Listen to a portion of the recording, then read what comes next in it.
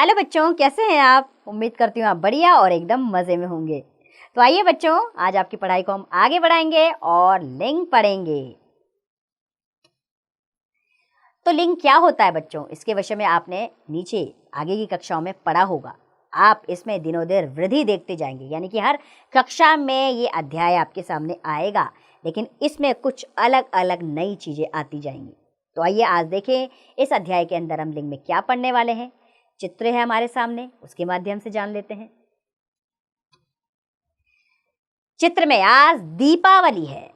माताजी खीर बना रही हैं, पिताजी पटाखे लाए हैं, दादी जी पूजा की तैयारी कर रही हैं, मीनू फूलों की माला बना रही है, दादाजी भैया की सजावट में सहायता कर रहे हैं।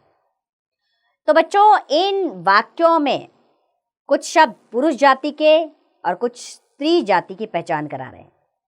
ऐसे शब्दों के रूपों को ही लिंग कहते हैं, अर्थात संज्ञा शब्द के जिस रूप से पुरुष अथवा स्त्री जाति का बोध होता है उसे लिंग कहते हैं।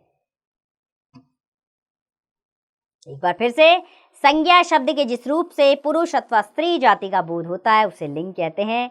लिंग के दो भेद होते हैं, पुल्लिंग और स्त्रीलिंग। सबसे पहले जान लेते हैं पुल्लिंग क्या है।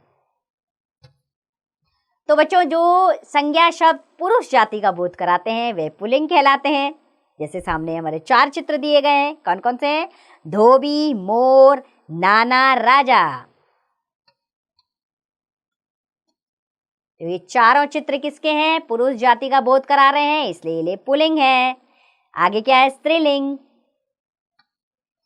तो जो संज्ञा शब्द स्त्री जाति का बोध कराते हैं वे स्त्रीलिंग कहलाते हैं। सामने 4 चित्र हैं, धोबिन, मोरनी, नानी और रानी। तो बच्चों, ये चारों चित्र हमें स्त्री जाति का बोध करा रहे हैं, इसलिए ये स्त्रीलिंग है।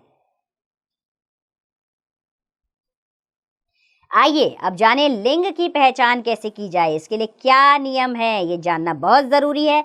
और इन नियमों को आप अपने दिमाग में ध्यान से रख लीजिएगा ताकि आपको लिंग की पहचान करने में कोई परेशानी ना आए।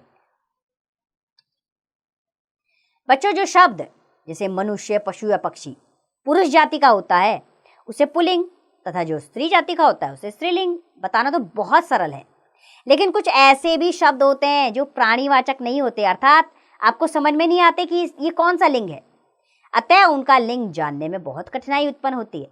जैसे पत्र, मेज, कमरा, हरियाली, चाय, दूध, पानी, सेना, कक्षा, विद्यालय आदि का लिंग निर्धारित करने में कठिनाई आती है।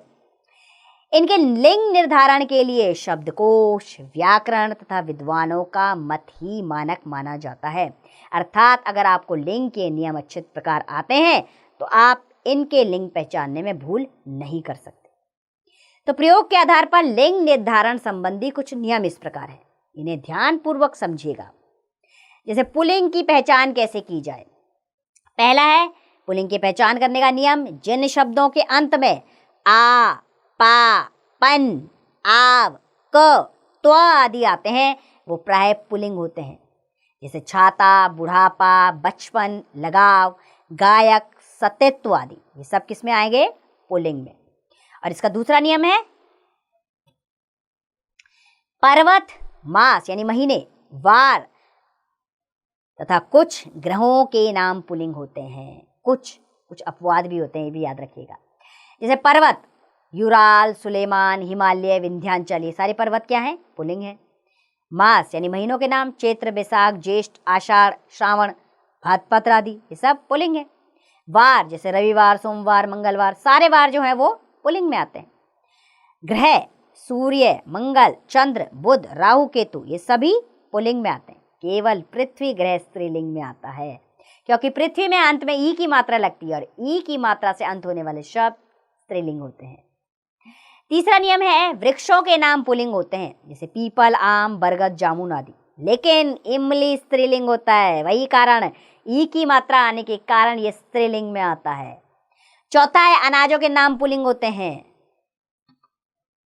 जैसे कि गेहूं, चावल, चना, जौ आदि, ये सब स्त्रीलिंग होते हैं, लेकिन अरहर, ज्वार, मूंग, सरसों, मक्का जो है वो स्त्रीलिंग है।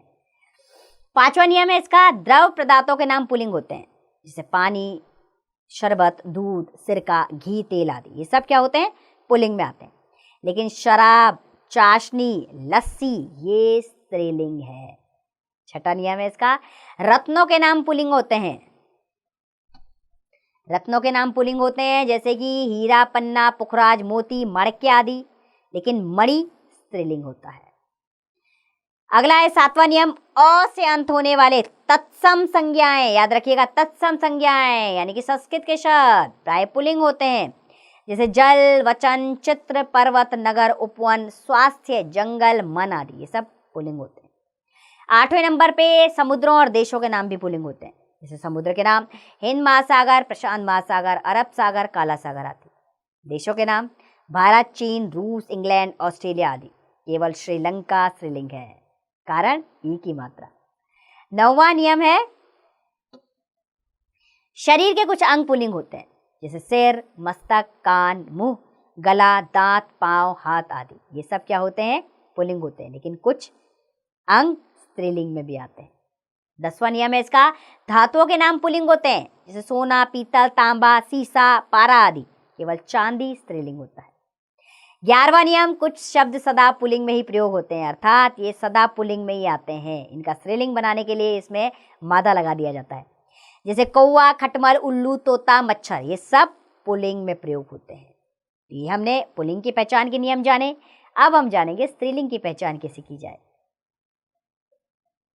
इसका भी पहला नियम है, जिन शब्दों के अंत में आहट, आई, इया, ई, आवट, ता आदि आते हैं वे प्राय स्त्रीलिंग होते हैं, जैसे मुस्कुराहट, बड़ाई, लुटिया, हंसी, सजावट, कोमलता आदि।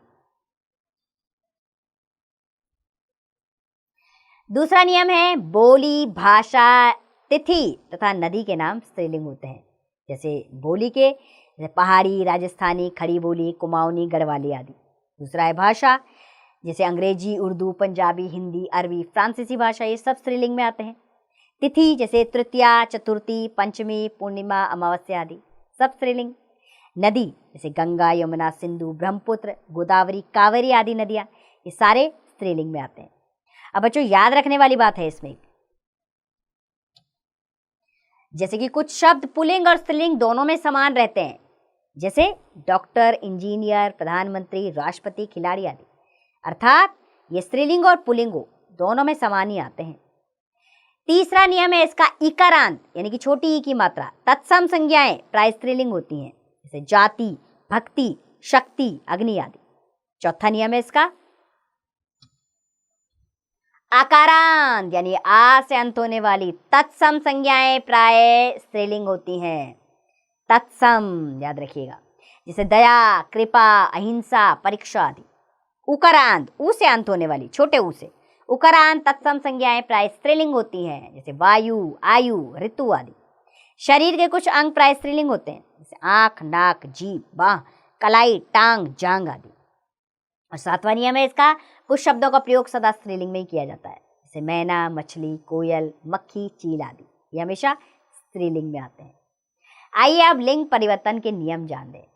तो पुल्लिंग से स्त्रीलिंग बनाने के कुछ नियम हैं जो इस प्रकार हैं, जैसे अ से आ करके कैसे लिंग परिवर्तन किया जाता है। विमल से आ की मात्रा लगाई, विमला। प्रिया से प्रिया स्त्रीलिंग, शिष्य, शिष्या, आचार्य, आचार्या। वृद्ध से वृद्धा, पूज्य से पूज्या, सुत से सुता, अग्रज से अग्रजा। दूसरा है अ या आ को ई करके, पुत्र से पुत्री, बेटा से बेटी, देव से देवी, नाना से नानी, दास से दासी, लड़का से लड़की, नर्तक से नर्तकी और बकरा से बकरी स्त्रीलिंग बन गया।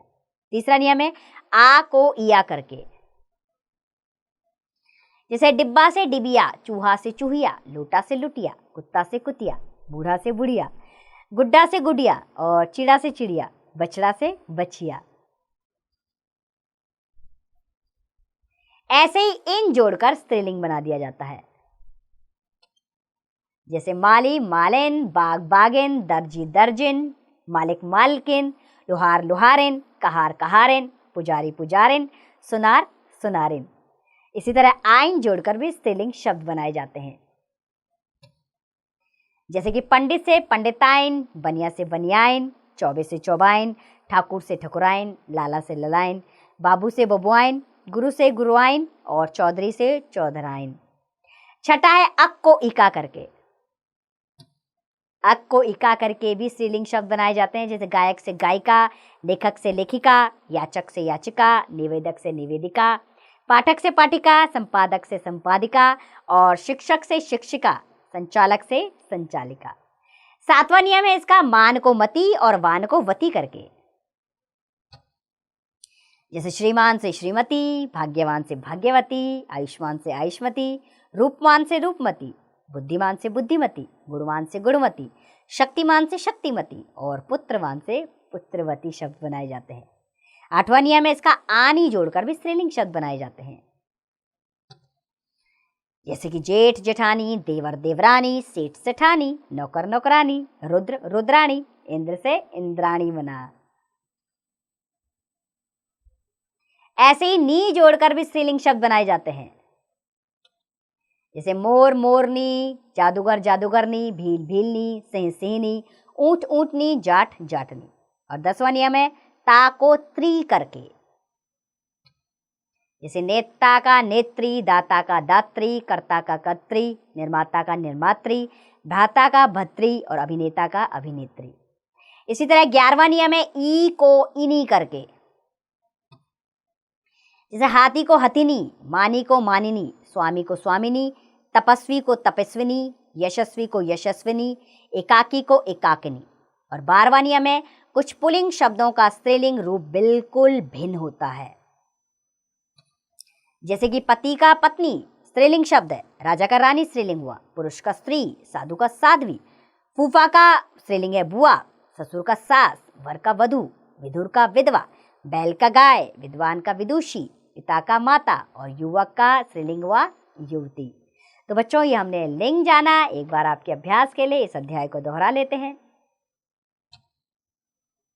तो बच्चों संज्ञा शब्द के जिस रूप से पुरुष अथवा स्त्री जाति का बोध होता है उसे लिंग कहते हैं। लिंग के दो भेद होते हैं, पुल्लिंग तथा स्त्रीलिंग। जो संज्ञा शब्द पुरुष जाति का बोध कराते हैं वे पुल्लिंग कहलाते हैं और जो संज्ञा शब्द स्त्री जाति का बोध कराते हैं वे स्त्रीलिंग कहलाते हैं। जिन शब्दों के अंत में आ, पा, पन, आव, क, त्व आदि आते हैं वे प्राय पुल्लिंग होते हैं। जिन शब्दों के अंत में आहट, आई, इया, ई, आवट, ता आदि आते हैं वे प्राय स्त्रीलिंग होते हैं। तो बच्चों इस अध्याय में आपने लिंग के विषय में जानकारी ली। आपने जाना स्त्रीलिंग और पुल्लिंग किसे कहते हैं, आपने उनके नियम भी जाने। मैं उम्मीद करती हूँ, पूरी उम्मीद है मुझे इस बात की कि आपको अच्छे से अध्याय समझ में आया होगा। बस आपने नियमों पर विशेष गौर करना है। आपको अगर नियमों की सही जानकारी होगी तो आपको किसी भी लिंग को पहचानने में दिक्कत नहीं आएगी। बस ये आप पर है कि आप किस तरह का अभ्यास करते हैं। अब इसका अभ्यास कार्य आप स्वयं कीजिए।